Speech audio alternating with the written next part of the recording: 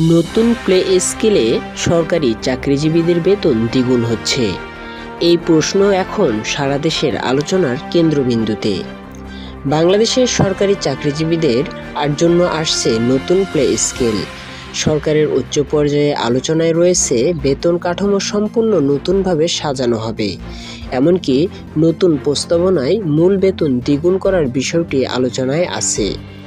মন্ত্রণালয় সূত্রে জানা গেছে যে প্লে অ্যান্ড সার্ভিস কমিশনের প্রস্তাবিত খসড়ায় প্রথম থেকে 20তম গ্রেড পর্যন্ত বেতনের হার বাড়ানোর সুপারিশ করা হয়েছে।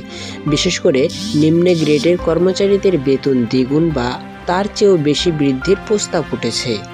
অর্থ মন্ত্রণালয়ের কর্মকর্তারা জানিয়েছেন, মূল লক্ষ্য হল কর্মচারীদের ক্রয় ক্ষমতা বাড়ানো, মুদ্রাস্ফীতির চাপ থেকে মুক্তি দেওয়া এবং চাকরিতে মনোযোগ ধরে রাখা।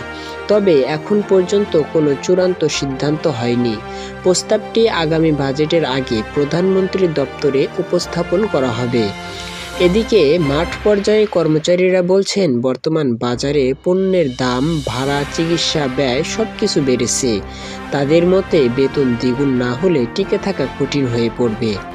2025 সালের মধ্যেই এই প্লে স্কেল কার্যকর হতে পারে, যদি সরকারের আর্থিক সক্ষমতা ও রাজস্ব অবদান প্রত্যাশা অনুযায়ী হয়। তবে সবকিছু নির্ভর করছে সরকারের চূড়ান্ত অনুমোদনের ওপর। সত্যিই কি সরকারি চাকরিজীবীদের বেতন দ্বিগুণ হবে, নাকি কেবল নির্দিষ্ট গ্রেডে সীমাবদ্ধ থাকবে, তা জানতে অপেক্ষা করতে হবে সরকারের আনুষ্ঠানিক ঘোষণা পর্যন্ত। বেতন দ্বিগুণের খবরটি নিয়ে আপনার মতামত কি, নিচে কমেন্টে জানান।